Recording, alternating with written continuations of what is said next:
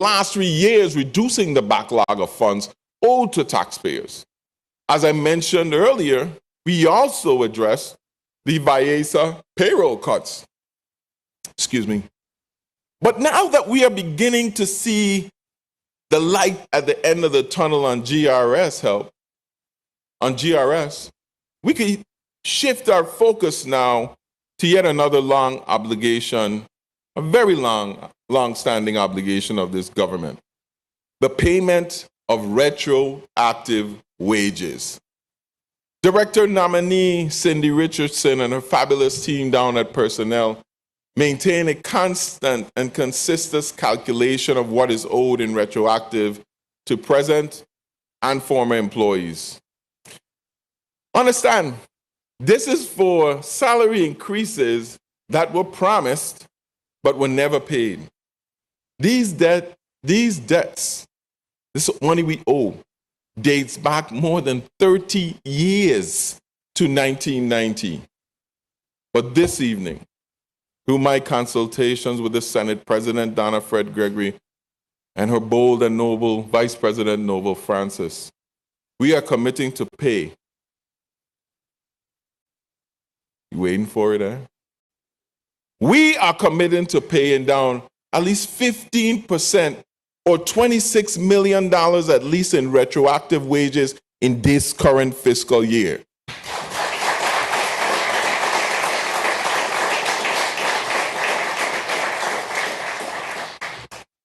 I am going further than that because I don't want you to believe it's an election ploy.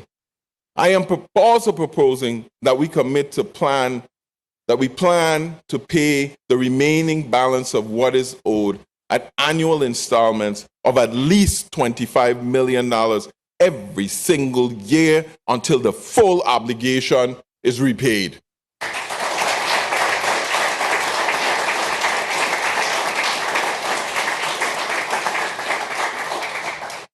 The fiscal year 2023 executive budget that I submit for the approval in May will include an appropriation in keeping with this plan. Now, we will need legislative action to make good on the commitment. So I humbly ask for the support of this body in this endeavor. Senators, I am sure that we can all agree that taking care of these public servants who have been waiting on their government to make them whole for over 3 decades is a worthwhile challenge. Let us make this the year that we not only solve the pension crisis at GRS, but we also commit to a sustainable plan for the repayment of the retroactive wages owed to our retirees.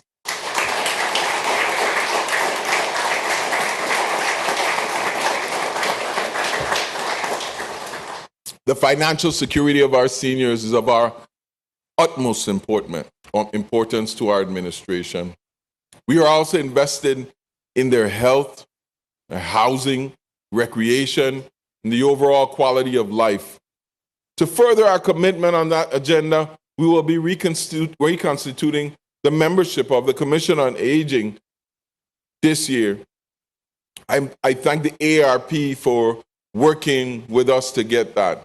And I look forward to working with the Commission to ensure that the needs of our elders are not ignored and they are properly addressed.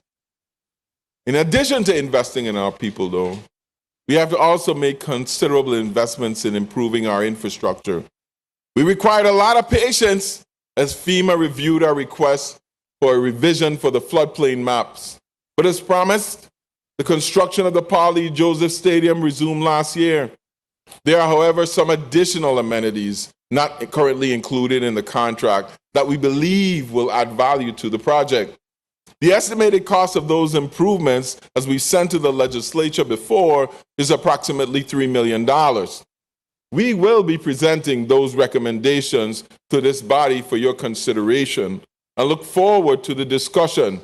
We believe that these final additions will help ensure that this was a stadium worth waiting for.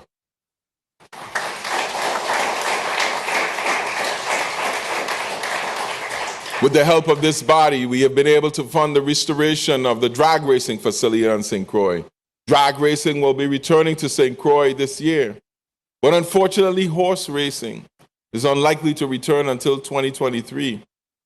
We have amended the agreement with VIGL as it relates to the operation of the racetracks. While they are still responsible for the operation of both tracks, this allowed us to authorize them to proceed with the redevelopment of the Randall Doc James track on St. Croix, while we work to resolve the lawsuit that has hindered progress on returning horse racing on St. Thomas. We continue to monitor VIGL as it proceeds with the renovation of the racetrack on St. Croix. And we are pleased to announce, by hook or by crook, VIGL or no VIGL, we're going to get this horse racetrack built in St. Croix. I also want to say that this week we will be submitting, most likely tomorrow, to the Senate President, an agreement for the resumption of the renovations at the Clinton Phipps racetrack here on St. Thomas. Southland has presented us with an opportunity where they will build the entire track in St. Thomas for us in exchange for an extension of their exclusivity with their gaming. We're looking forward to the full body support of this body to ensure that we return horse racing on both islands.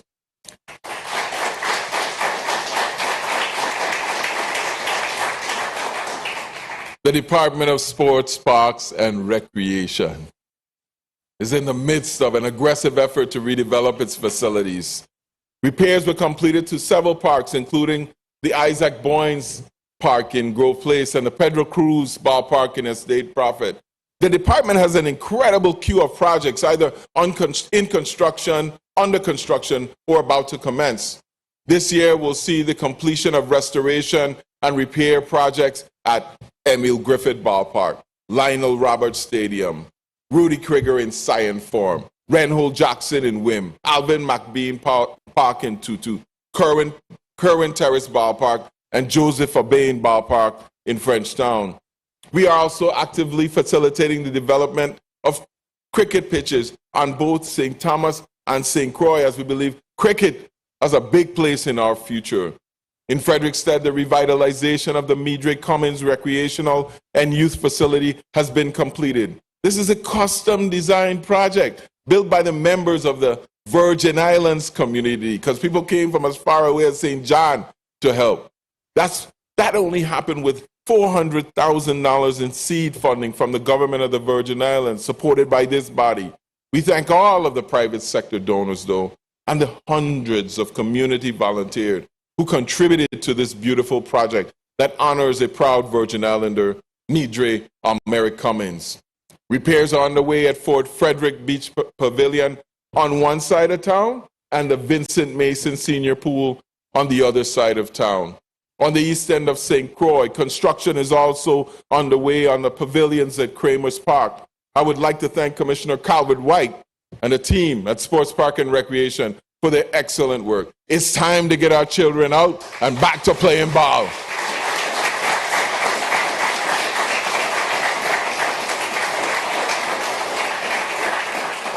One of our observations throughout the pandemic is that those who are most likely to succumb to the virus already had pre-existing health conditions. Many victims suffered from obesity, hypertension, diabetes, or other ailments. For this reason, we have renewed our focus on preventative health care.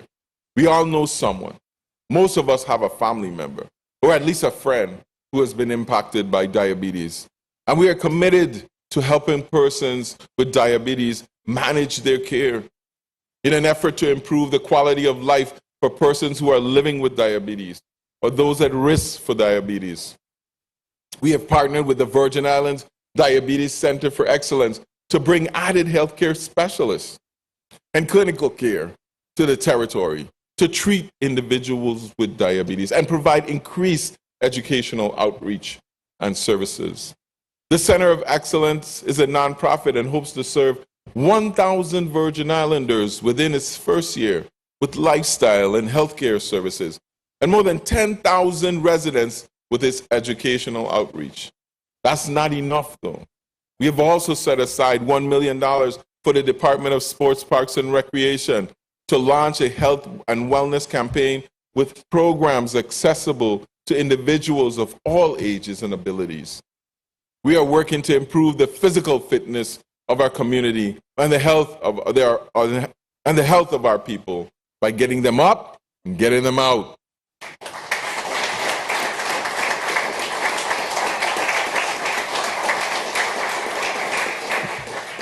You see, our healthcare professionals, they're doing an incredible job responding to a global pandemic in a less than ideal environment. After 4 years, our hospital infrastructure is still struggling to recover from the effects of Hurricanes Irma and Maria. And our administration has invested millions of dollars in the last year to ensure that they have the needed resources. Our healthcare workers, they have the resources to provide the best care possible to our residents.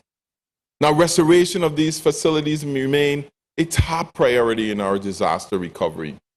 The temporary replacement for hurricane-damaged Governor Juan F. Louis Hospital, referred to as JFL North, remains frustratingly close to completion. JFL is a 110-bed temporary hospital that will serve the acute care needs of St. Croix for 5 to 7 years necessary for the demolition and rebuilding of the permanent hospital. The temporary facility is essentially finished and it's fully furnished, but it requires utility connections to be fully functional. And installing these connections has proven to be extremely complicated for a variety of reasons, including the existing site conditions. Now, last year, I got in trouble when I attempted to project the completion date for this facility. However, in the interest of transparency, I will take the risk once again and report that JFL's new projection for the functional opening of JFL North will be this summer. I want to publicly welcome on board and gladly welcome on board the Chief Executive Officer of the Governor Juan F. Louis Hospital, Douglas Koch. He has a lot of work cut out for him, Mr. Koch.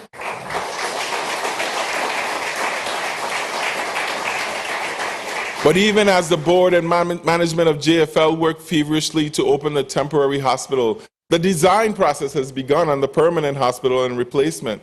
The Juan F. Louis Hospital awarded a contract for architectural services to Flat Associates for the design of the new Juan F. Louis Hospital. Flat Associates has also been retained by the Department of Health to design the replacement Charles Howard Medical Center. Now, last year, after wrestling back and forth for 4 years, FEMA finally approved the complete replacement of the Charlotte Kimmelman Cancer Institute on St. Thomas and the Myra Keating Smith Community Health Center on St. John. The architectural and engineering design of both facilities is currently underway, and we expect to see work begin this year. Now, unlike the other facilities, the Schneider Regional Medical Center has not been approved for replacement. Now, FEMA and the territory continue to negotiate disagreements on the scope of damages to be funded. FEMA's reluctance to acknowledge the full scope of the damage caused by the hurricanes at the hospital has unfortunately delayed the progress on the repairs. But while the process has been frustratingly slow, the effort is going to be so worth it. This is a once-in-a-generation opportunity to build brand new, modern, state-of-the-art health facilities to serve the people of the Virgin Islands. An opportunity to build health facilities that are resilient and sustainable. An opportunity to build facilities that will make the Virgin Islanders who go to work there every day, and those of us who visit, extremely proud. But in the meantime, we will spare no expenses in ensuring that the hospital systems maintain an adequate level of service to meet the needs of this community. But you see, hospitals are not just about facilities. Their effectiveness is fully dependent on the professionals that work there. We understand the stress and strain that has undoubtedly been experienced by the staff at our hospital as they've worked long and arduous hours under very difficult circumstances. Now, we've done our best to augment staffing and provide reinforcements. through contract labor. However, this is just a temporary solution. At best, the key to the future of healthcare in the territory is to retain the qualified Virgin Islanders that currently staff our healthcare centers and to recruit a whole new generation of Virgin Islanders to the healthcare profession. To that end, in consultation with both hospitals, we have set aside $16 million to execute a recruitment and retention program for nurses and allied health professionals right here in the territory.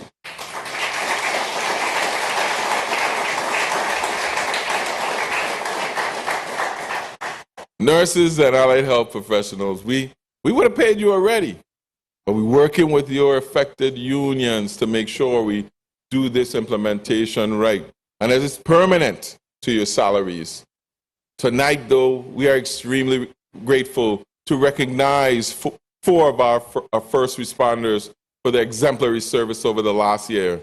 These employees represent some of the most dedicated public servants. From St. Croix District, EMT Anne-Marie Camacho is not here, but we are joined by Evelise Santiago, a registered nurse from the Juan F. Louis Hospital.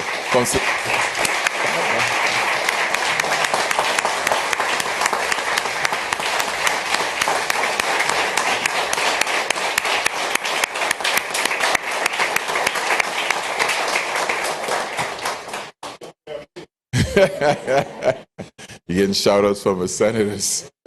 And from the St. Thomas St. John District, EMT Louis Robles is not here, but we do have Deborah Krause Hodge, a registered nurse from the Snyder Regional Medical Center.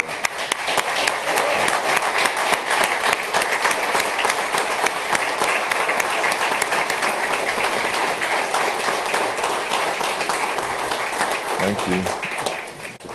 Thank you. They have done an incredible job, you know. And at the darkest hour, they often tell me, they said, we're the only office that don't shut down because of COVID. You remember that. Now, the provision of affordable and reliable and quality water and power is an essential part of our infrastructure and crucial for our continued economic growth. The inadequacy of the Virgin Islands Water and Power Authority in fulfilling this mission has been the source of much discussion, plenty deliberation, and a gene-bang of frustration in this community for decades. For decades. However, I have maintained that WAPA is a public corporation and an asset that belongs to you and I, the people of the Virgin Islands. And as governor, I do not have the option of watching a public institution fail. So we have spent the last 3 years working closely with the board and the management to stabilize the Water and Power Authority through some very, very trying times. Now, WAPA has before it an opportunity to start to regain the public's trust and confidence by installing a completely new leadership team. This process has begun with the hiring of a new Chief Executive Officer, Andrew Smith. We wish him much success as he guides WAPA forward. Now, he will soon be selecting a new Chief Financial Officer and a new Chief Operating Officer to assist him in that task. See, there are two important aspects of WAPA's delivery of service: reliability and cost. WAPA is making great strides in implementing the necessary measures to improve reliability. There are 3 electrical underground projects presently under construction on St. Croix, at Midland, Golden Grove, and Container Port. WAPA has also begun burying lines underground in Cruz Bay and is designing a similar project for St. Thomas. Over 4,700 composite poles have already been installed across the territory.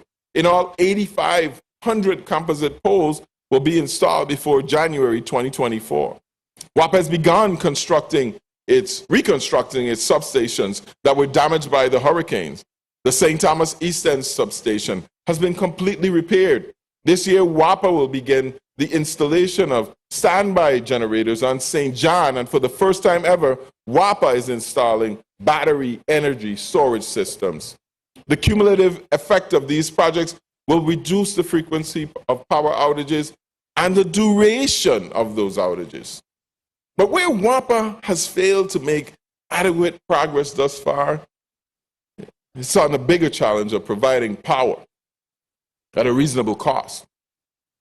Now, through countless conversations with WAPA and consultation with other advisors, it is clear to me that WAPA has three urgent priorities. Expedite the installation of the recently delivered watt solar generators that will improve power plant efficiency. We don't need all four in, just give us two so our current could stay on. Immediately refinance the debt owed to Vital for construction of the propane terminals. That's a big part of the bill that we're paying right now. And fast track the renewable projects that they have in the pipeline.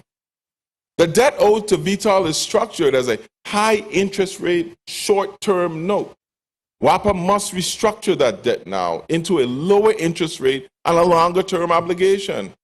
I am calling on WAPA and the Public Service Commission to expedite this matter while we still enjoy a favorable interest rate environment. Refinancing that debt results in immediate savings to you, the ratepayer. Now, in the Virgin Islands, we don't control commodity prices. Oil and propane, just like food and rent, are seeing incredible amounts of inflation and price increases. But we as a government will stand in front, and we will not allow WAPA to fully pass on that increase to our ratepayers. I pledge to you tonight to identify the funds to buy down those increases if it becomes necessary, just like we did the year before. But however, this approach is not sustainable. If WAPA is to survive and properly serve this community, it must transform itself into a renewable energy company and focus more on the distribution of energy than it does on producing the power itself. Increasing the amount of power produced by the renewable energy provides a hedge against increasing fossil fuel prices. The rebuilding of the solar farm in Estate Duna is 70% complete and should be back online this spring. This is a great start, but WAPA also needs to give greater priority to the development of FEMA-funded 28 megawatt St. Croix microgrid project and the 10 megawatt wind farm in Bavoni. See, we are ensuring that WAPA is making this transformation towards greater dependence on renewable energy.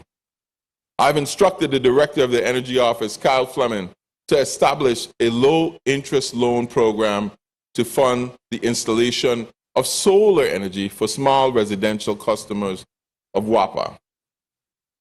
We are going to develop a loan fund of $25 million, large enough to take 1,000 people off the grid every single year. This energy independence will mean independence for many of Virgin Islanders who are held hostage by the WAPA bill.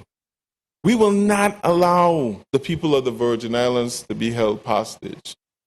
The repayment of these loans will be conveniently done through your WAPA bill, with no money down, as was successfully done before with the solar water heater installation. We are designing this program in a manner that is harmless to WAPA and beneficial to the customers. These solar installations will remain grid connected and will have WAPA as a standby source of power. The interest accrued on the loans that we give out will be retained by WAPA and used to fund more energy independence for more Virgin Islanders. The increased production of solar energy will benefit all of WAPA's customers.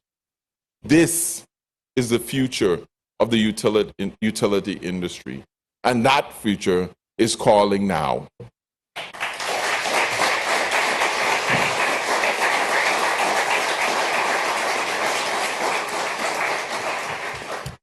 Last year, we completed 2 major transportation projects that not only improved traffic flow in Charlotte and Mali, but provided a much-needed aesthetic upgrade to our waterfront and our downtown areas. Now, after 13 years of frustration and inconvenience, the Main Street revitalization project was finally concluded. The cobblestone road and decorative street lights are a welcome refresh of the Main Street experience. And likewise, after 30 years, the long-standing effort to expand Veterans Drive to a 4-lane highway has moved one step closer to fruition with the completion of Phase 1 of the Veterans Drive Improvement Project. The improvements not only add safety and utility to the highway, but also add beauty to the world-class views of the Charlotte and Mali waterfront.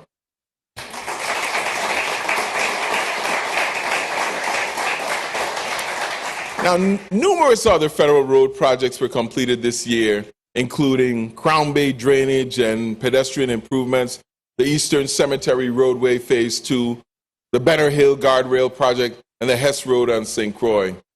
But while FEMA and HUD have pledged resources towards repairs, this process has been frustratingly slow and very tedious. Furthermore, the federal highway funding allocated to the territory is simply insufficient for the actual repairs required.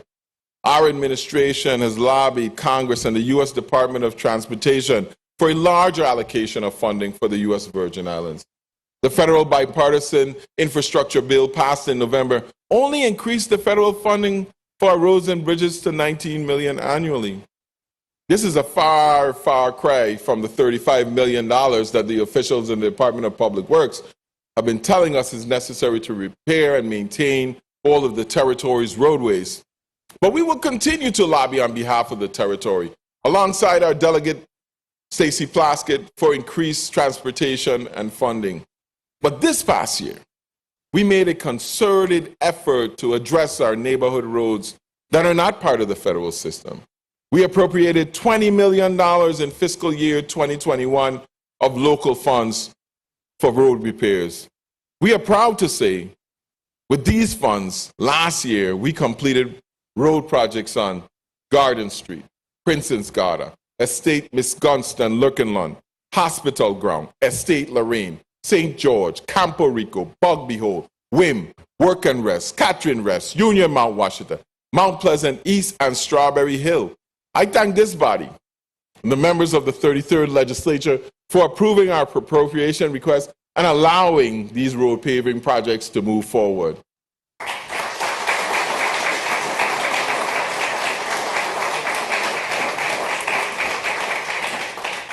Now, of course, we will be including more road paving projects with the upcoming budget. But as I speak this evening, we have contracts in place for road repairs taking place at Gallows Bay, Estate Herman Hill, Mandal, Smithby, Mount Pleasant, Upper Love, Estate Hope, Pearl, Marion Hoy, Estate St. Peter, Liliendal, and Estate Carolina and St. John.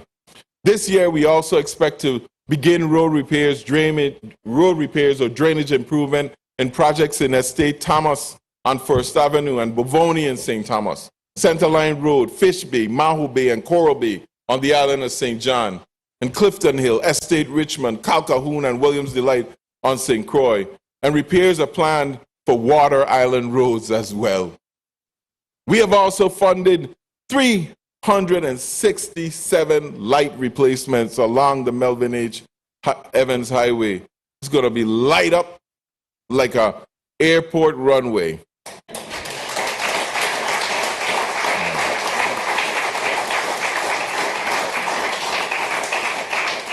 And of course, we look forward to continuing several projects we have initiated, including the work on Veterans Drive Phase 2. Thank you, Commissioner Gabriel and your team, for your aggressive efforts to repair the roads of the Virgin Islands. We also continue to make major investments in the development of our port facilities.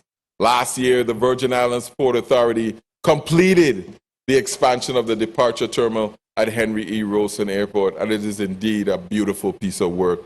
Work continues on the construction of the Transportation Center, or like we call it, the parking garage at the Cyril E. King Airport. And the new Gordon A. Finch Molasses Pier is just about done.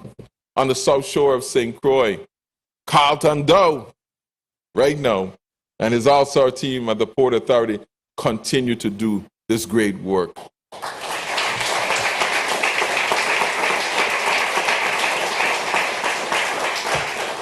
We look forward to finalizing negotiations between the Public Finance Authority and the Port Authority to effectuate the final transfer of WICO. We still remain committed to consolidating the management of the cruise ship business within one agency. Now, we have a lot of things to do, but the shortage of housing for working people threatens to derail the economic growth of the U.S. Virgin Islands. This body is to be commended for the passage of the First-Time Homebuyers Program Act and the appropriation of $4 million for home ownership. These are for people who don't qualify for the regular programs. This provides an additional tool in our efforts to financially support Virgin Islanders seeking to purchase land for home construction, build or purchase a house, or repair or rehabilitate an existing house for use as their primary residence. That measure supplements $70 million for home ownership and construction and first-time home buyer assistance already earmarked in our HUD funding. If that's not enough, we are also using the ARPA plan, dedicating an additional $10 million to make sure that we get housing affordable, and that's being powered by our Office of Management and Budget for Affordable Housing. Last year, we saw the unveiling of the most symbolic demonstration to modern affordable housing in the U.S. Virgin Islands, Megan's Junction 2. I was so pleased to meet the residents and proud that they now call this development their home. This 60-unit, 9-story apartment complex represents the future and sets the local standard for housing construction. This public-private partnership was developed by Jackson Development Company and financed through a combination of local and federal funding administered by our Housing Finance Authority. The state-of-the-art building was designed to be sustainable and is independent of WAPA energy. Powered by microturbine generators, solar energy, and battery storage. This is what the future of affordable housing in the Virgin Islands looks like. The Virgin Islands Housing Authority has been extremely aggressive in repairing and restoring its low-income housing stock. The Dunu redevelopment project continues to progress and is slated to be completed in December. That is a $57.4 million housing development that will consist of 84 brand new rental units, affordable units on the island of St. Thomas. The buildings at Tutu High Rise are now being demolished to clear the way for a new development there. The authority will begin reinvigorating the Walter I. M. Hodge Pavilion community in Frederiksted, thanks to a $78.6 million in multi-grant financing. Work is expected to start this month and will completely rehabilitate 248 units in this housing community, including several buildings that were abandoned long before the hurricane struck the territory. This will increase the inventory for housing for low-income families on St. Croix. It will also provide a much-needed modernization and facelift for the current members of that community. The Housing Authority has also a current solicitation for bids to construct a new 98-unit senior housing complex in Estate Stony Ground in Frederiksted that is expected to begin this summer. The demolition of the Ludwig Harrigan site in Frederiksted is complete, paving the way for the development of even more senior housing on that site. The Housing Authority has also been actively repairing the storm-related damage to its properties. This past year, the authority completed extensive roof repairs at Michael J. Kerwin Terrace, Paul and Pearson Gardens, the Knolls at Contant, and Marley Homes. The authority was allocated a little over $61 million by FEMA to conduct repairs within the remaining housing communities that were most devastated by the storm. Tonight, I congratulate Robert Graham and Lydia Pell and the good folks at the Virgin Islands Housing Authority on their work to transform our housing stock.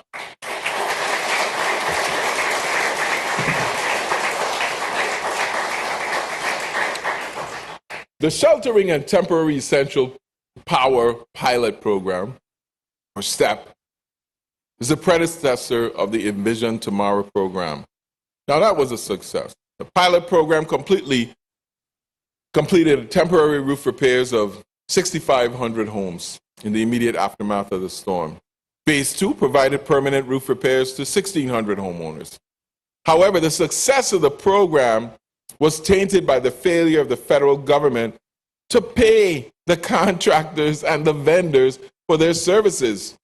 So although construction concluded in April 2019, the biggest challenge was producing the documentation required by FEMA in order to reimburse the territory for the cost of the repairs and the related experiences.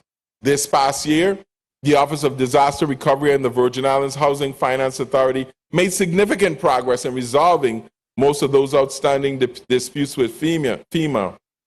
Because of those efforts, I'm pleased to say that in 2021, the STEP program paid out $341 million to the contractors associated with this project. This brings the total payments for that program to $703 million paid to the contractors and their vendors, most of which were local small businesses. I would like to thank these contractors and vendors for their patience and the work they did to put Virgin Islanders back in their homes after the storms. I also want to thank Executive Director Darrell Griffith and the staff at the Housing Finance Authority who have worked tirelessly to get this issue resolved.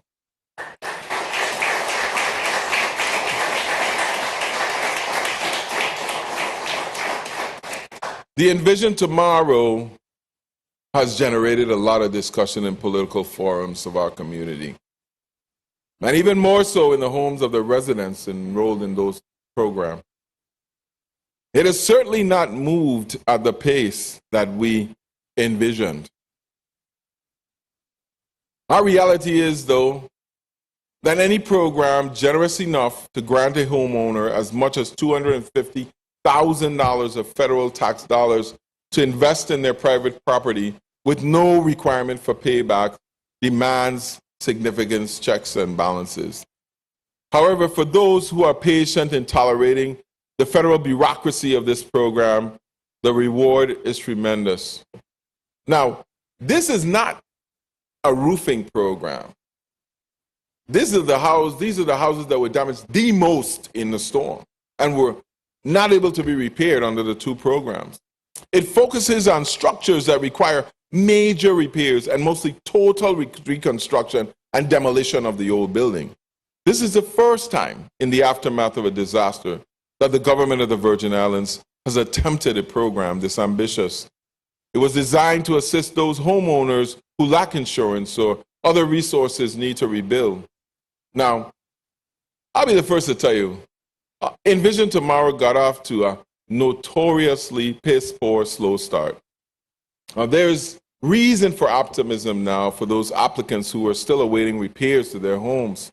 So in the past year, as we pushed to get this program moving faster, we learned a lot of valuable lessons along the way. And we are now confident that the program is moving more efficiently before. The program is on track to have all eligible homeowners sign their grant awards by June of this year. The Housing Finance Authority is projecting that they will begin construction on at least 200 homes in 2022. I totally understand the frustration of those waiting for assistance. But I vow as your governor to keep the pressure on the Housing Finance Authority until every participant in this program is properly housed. Now, under the tenure of former Commissioner Trevor Vellner and current Commissioner Ray Martinez, the Virgin Islands Police Department has undertaken efforts to improve its relationship with the community. We are guided by the notion that together we can tackle the problem of crime. See, we all play an active role in the safety of our community. In my last address, I issued a call to action. If you see something, say something. I'm exceedingly proud to say that our community has answered. In the past few months, VIPD made several arrests in connection with robberies and homicides. These arrests are the direct result of developing a partnership between VIPD and a community who will no longer stand for a norm of violence. VIPD has demonstrated that when we work together, they can and will remove criminals that terrorize our community from our neighborhoods. I see progress in our future as it relates to fighting crime. VIPD has revamped and expanded its recruitment strategy, while the department has seen the hiring of 63 new employees, including police officers, police auxiliary, and community service officers, and key civilian staff. It still needs hundreds of officers territory-wide. I once again urge the men and women of this territory to consider the various career opportunities available at the police department. The VIPD continues to increase its crime-fighting technology capabilities. To date, the first phase of the camera project has been completed. We now have 105 cameras throughout the territory, some of which include license plate reading capabilities. VIPD has already begun to use camera footages to aid in crime fighting and looks forward to launching the department's real-time crime centers as a monitoring base in both districts. We anticipate 2 more phases of this project, which will provide an additional 473 cameras territory-wide. The department has acquired its first drone, and 4 more are in process. They will provide aerial support to conduct aerial searches and rescue missions. VIPD also purchased a new automated fingerprint identification system for fingerprint comparison both locally and nationally to link criminals to crimes and store fingerprint data for future reference. Our officers will soon be outfitted with body-worn cameras for the safety of officers and civilians alike. We're investing in the police department, and I look forward to seeing our men and women in blue deploying these resources to further combat crime. However, the best way to fight crime is to prevent it from occurring in the first place. Now, after several rounds of interviews, tonight I am pleased to announce to you the launch of the Office of Gun Violence Prevention in the Governor's Office, which will be led by the director of that, Mr. Antonio Emmanuel.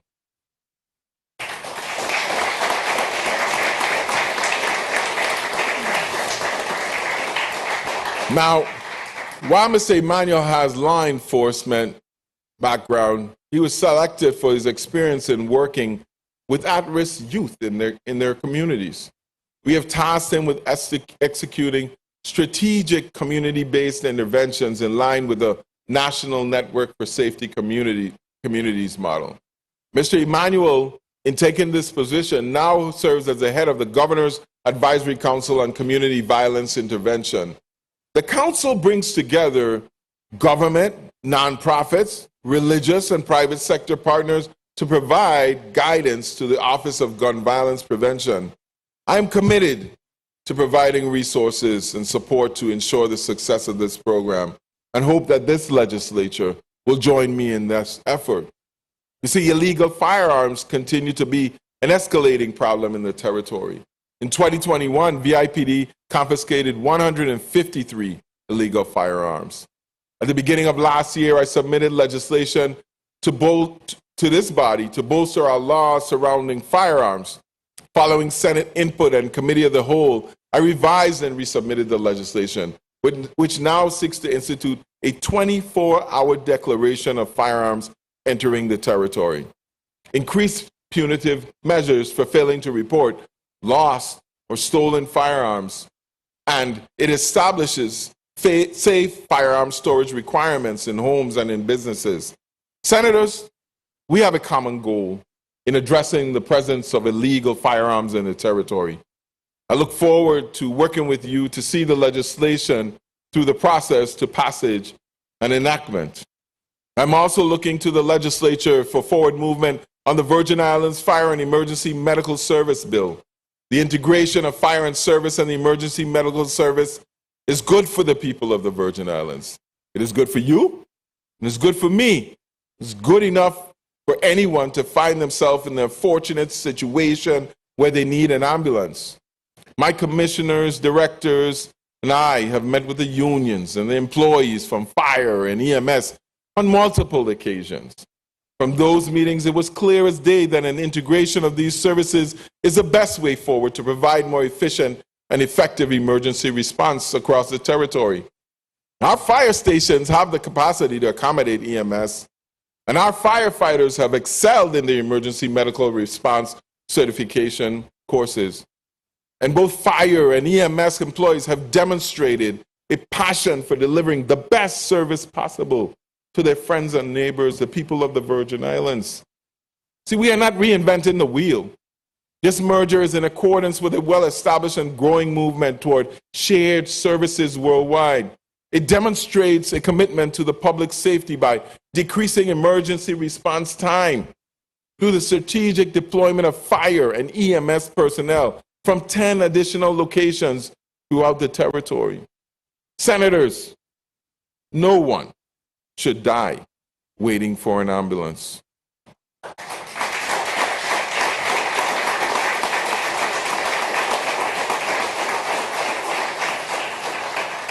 One more measure before this body is legalization of adult use cannabis. The Cannabis Advisory Board selected an executive director, Hannah Carty, who began working on January 3rd. Her experience in the Department of Agriculture as its administrator of the hemp program positions her to be a driving force in regulating the cannabis industry. The Office of Cannabis Regulation is presenting the proposed rules and regulations for the medicinal cannabis program to the public next month. While this is progress, I would be remiss to not point out that the current medicinal cannabis law does not address the social inequities resulting from the arrest and incarceration of those who used marijuana in the past. It does not provide an opportunity to those who were marginalized for decades. And it does nothing for the young, budding entrepreneurs who want to enter this industry. It certainly does not provide a revenue stream to the government. In fact, it costs us money.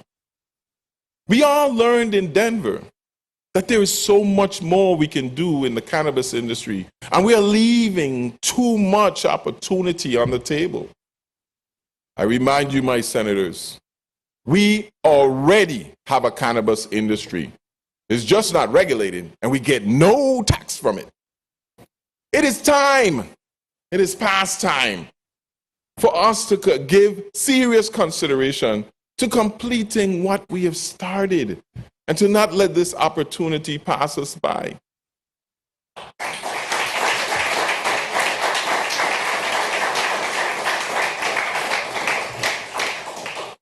The COVID-19 pandemic has without question disrupted the Virgin Islands Department of Education's normal operations and impacted the quality of teaching and learning for the past 3 school years. Our students have been challenged in so many ways, along with our parents, during this time. We have expressed concerns regarding absenteeism from classes, low academic performance, and quite simply, social and emotional disconnect that you have and the challenges accessing technology. Physical and social isolation by social distancing has severely impacted our children, especially those that are suffering with existing depression and anxiety issues. The department, however, has done its best to overcome these challenges and provide a quality learning experience for all our students. See, while COVID has been a distraction, it has not dominated all of our attention. Last year, the Ivana Dorikin Central and Charlotte Amalie High Schools all received full accreditation for the next 7 years from the Middle States Commission on Higher Education.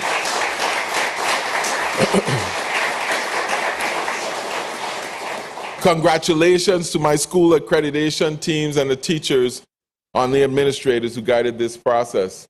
This is indeed a major accomplishment. I know what you're asking. What happened to Complex? Well, the St. Croix Educational Complex will begin their reaccreditation process this school year.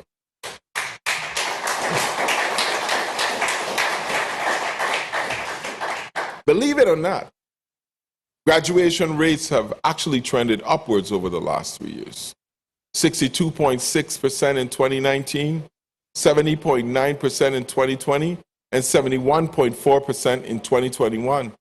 In May of 2021, the department successfully graduated 723 students territory-wide from our high school.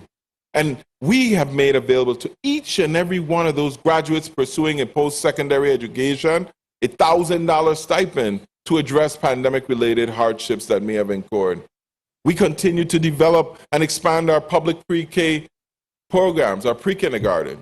To date, 8 pre-K classrooms are now fully operational, 6 of which were open during the current COVID-19 pandemic.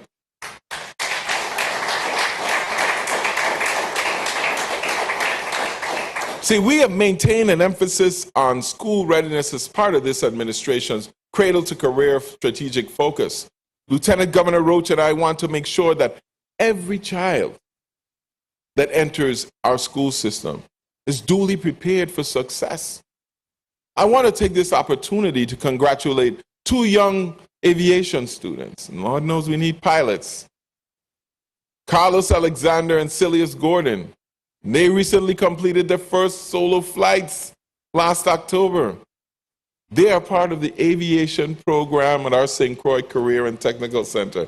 These young men are well on their ways to career as pilots and develop those skills right here through the opportunities made available by the Department of Education.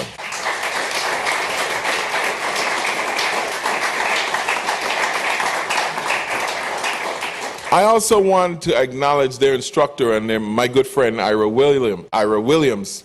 We call him something else, man. I wouldn't say that tonight.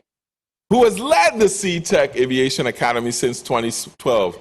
So despite the issues posed by the pandemic, there are great things still happening at our schools.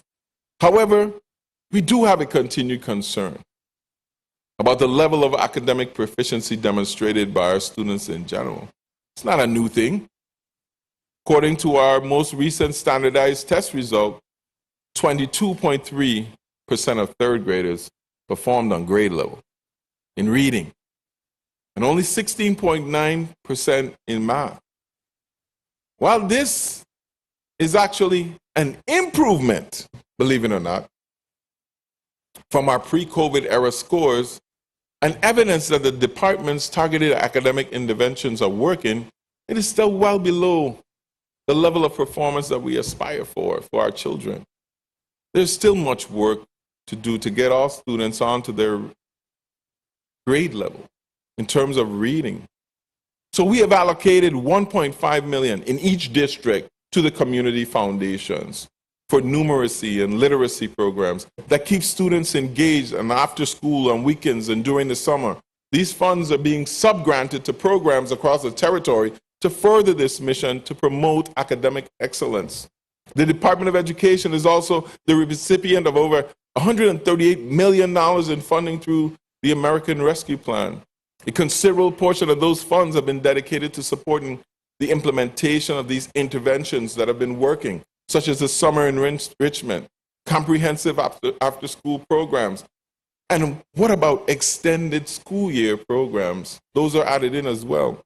See, significant resources have also been dedicated to ensuring that such learning respond to the social, emotional, and the mental health needs of our students in both our public and our private schools. But the physical condition of our school campuses remains of paramount concern. Now, our schools were badly damaged by the hurricanes in 2017, but they were also afflicted by years of deferred maintenance, and most are simply just showing their age. We are very proud this year to unveil the new 9th grade annex at the Charlotte Amalie High School. It is the first glimpse into what modern school construction will look like in the Virgin Islands. The facility has been retrofitted to include expandable classroom with movable walls, private reading rooms, natural lighting, and increased visibility to monitor students inside and outside of the class. The other school modernization projects will follow similar design standards and include other sustainable elements like renewable energy and efficient lighting. Repairs to the Gladys Abrams School are now nearing completion. This will be home to the new Raphael O. Whitley Skill Centers and the hub of real career and technical education in this district on the island of St. Thomas.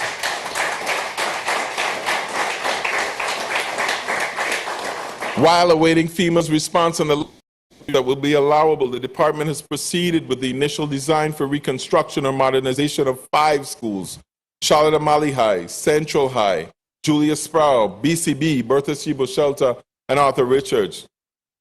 FEMA has authorized full replacement of 10 buildings on 4 campuses with more than 50 requests still pending the response. But what FEMA did, they did approve the funding for a $242 million project for the rebuilding of Arthur A. Richards, a K-8 school on St. Croix. The contract for construction has already been awarded. The demolition of old Evelyn Williams Elementary School is in progress and makes a way for the brand new Arthur Richards. The new school is expected to break ground before the end of the year and makes the first complete school reconstruction since the storm. It will fully demonstrate the standards for new school construction established by the Department of Education's Master Facilities Plan. While virtual learning has continued for the 4th through 12th grade student populations, our students in pre-kindergarten through 3rd grade, special education, and our career and technical education students have been fully back to school since September of the school year. This semester, starting today, however, will mark the first time since the arrival of COVID that all public schools in the Virgin Islands will be open for in-person learning.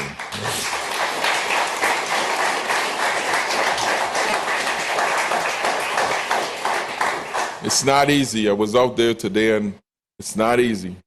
But the department continues to provide resources such as personal protective equipment, cleaning supplies, spray cleaners, touchless fixtures, wash stations, bottle fill stations, and plexiglass for desks, all in an effort to just keep our children safe and minimize the spread of COVID. Throughout the course of the pandemic, the department has had to work hand in glove with the Department of Health in concert to ensure that the decisions that were made in the best interest of first the student, the faculty, and the staff for the safety of our school campuses. Thank you, Commissioner Raquel Berry Benjamin, and all the soldiers in the VIDE family. Thank you. Thank you.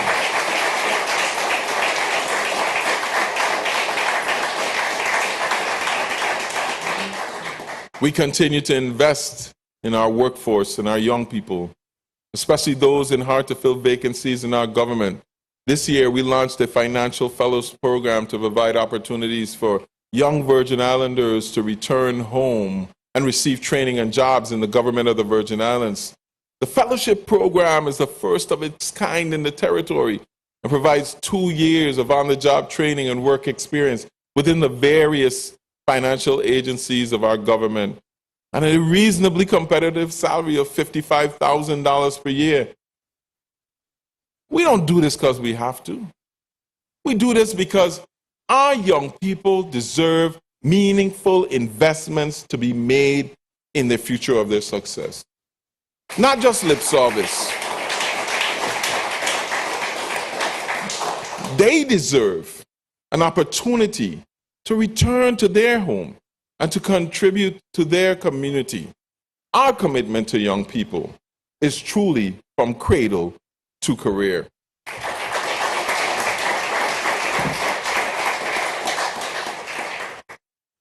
Now, in 2019, when I first addressed the Senate, I shared my desire to establish a long-term economic vision for the entire territory. One that was devoid of politics. We didn't need politics in it. But this past year, the Virgin Islands Economic Development Authority unveiled Vision 2040. It's a community-based economic development and community revitalization plan. This plan lays out a 20-year economic strategy for the U.S. Virgin Islands. It's all encompassed in 8 aspirational goals that we all know and live that we need to achieve. Increase locally grown and sourced food. Become a blue economy research center. Forge new pathways in health and health sciences. Support our entrepreneurs and give them access to capital. increase our population, become a renewable energy community, deliver a world-class education system, and optimize our tourism product through our culture. For those of you who had the opportunity to review the plan, you may have noticed that much of what I have discussed tonight revolves around supporting those 8 goals. It is our mission to continue to align the administration's policies with the goals embodied in Vision 2040. I want to thank the over 3,000 Virgin Islanders, both at home and abroad, that provided the input into this plan by participating in surveys and focus groups. It was truly a community-based effort that reflects the consensus of our diversified viewpoints. I thank Wayne Biggs and the EDA for bringing this effort together.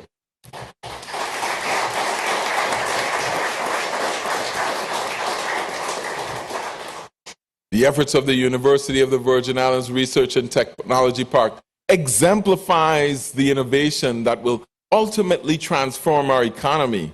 Within the last year, they have launched the Catalyst Fund, the Tech Village Development, a technology accelerator, and the Visa Plus talent recruitment site. Peter Chapman and his young talented staff continue to ably advance the vision of this administration.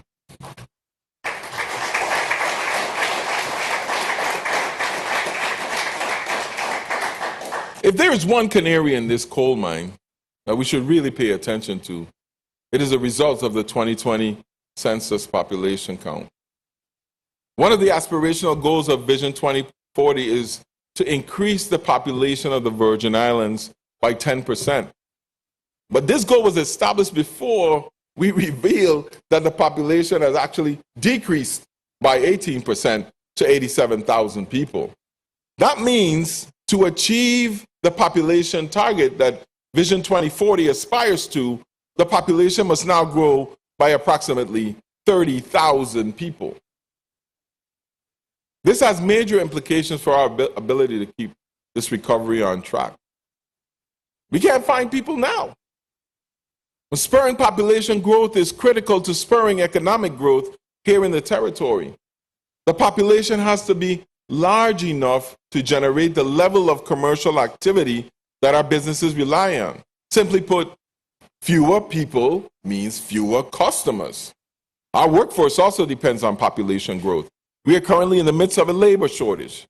Furthermore, the RAND Corporation published a report in 2020 that said that we would eventually need an additional 5,520 workers to sustain the recovery effort. That's just to get this work done. The loss of population also means shrinking tax base. An erosion of the tax revenues collected by the government will effectively result in a reduction in the ability for the government to provide services. We have to identify strategies and policies that will help reverse this population decline.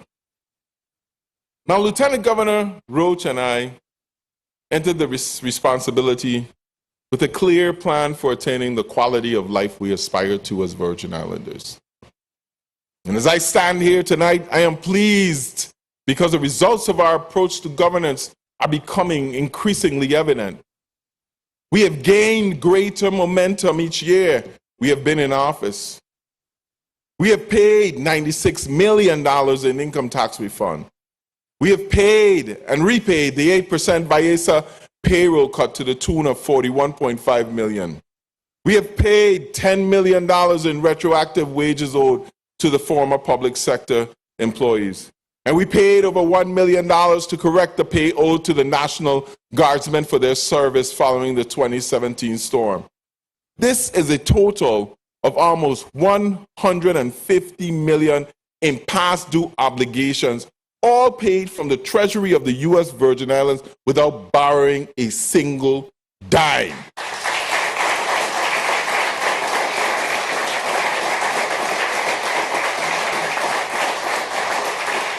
Ladies and gentlemen of the Virgin Islands and senators, that is what we have done together in just the last 12 months.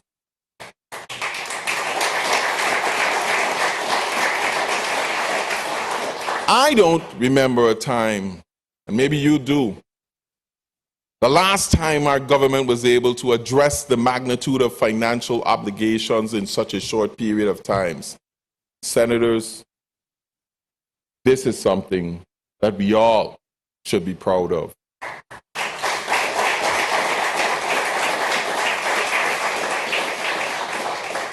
Economies are cyclical, but our territory is undeniably on an upswing. Not even the headwinds of hurricanes and pandemics have deterred our progress. In fact, they have bolstered our resolve. They have strengthened our efforts and provided the resources that have spurred our initiatives. I do not speak to you this evening with rose-colored glasses. As I said earlier, there is still much work to be done. The social ills that have compromised our quality of life still require our dedicated focus and our attention. We are now confronted with new headwinds for our community, created by the rising cost of living and the hard-to-find housing driven by all of the inflation. Let us not be fooled. We are only at the beginning of our journey to sound footing. But we have stabilized the finances of our government and begun the serious work of diversifying our economy and strengthening our private sector. We are laying a solid foundation to our future. See, this is indeed an exciting time to be a Virgin Islander. There are wonderful opportunities permeating throughout our community. But to appreciate them,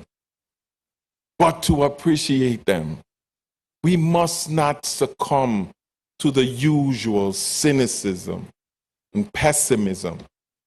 Realizing greater progress and increased prosperity is a community project. It's not something for us and them. We all must do our part as leaders and especially as citizens. See, we all want the best for the Virgin Islands. So, senators, if we put aside our personal ambitions and our individual agendas just long enough, we can achieve greater results for the people of the Virgin Islands. Lieutenant Governor Roach and I are confident of this. So let us move forward on a path together that builds on the trust that the people have placed in us to govern with competence and integrity. There is so much more that I left out of this speech. All of the things that we have accomplished together that I could have reported on tonight. But for the past year, I've been promising people that this year's address would not be as long as the previous years. Yet another promise that I made that I have now kept.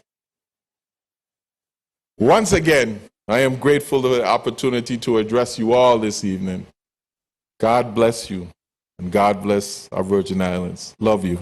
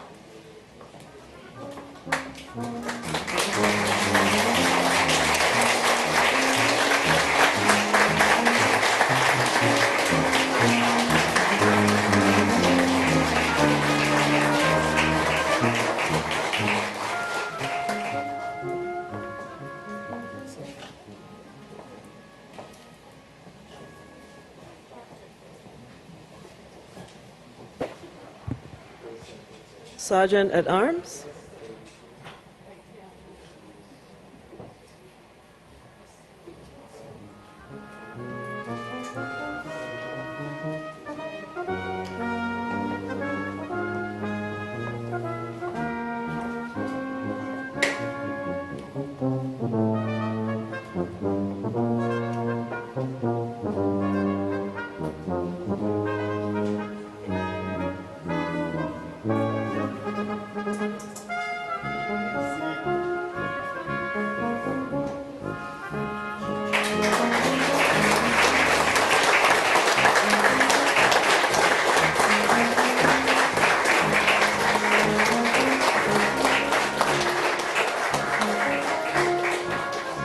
Sergeant at Arms, please escort the Chief Justice and the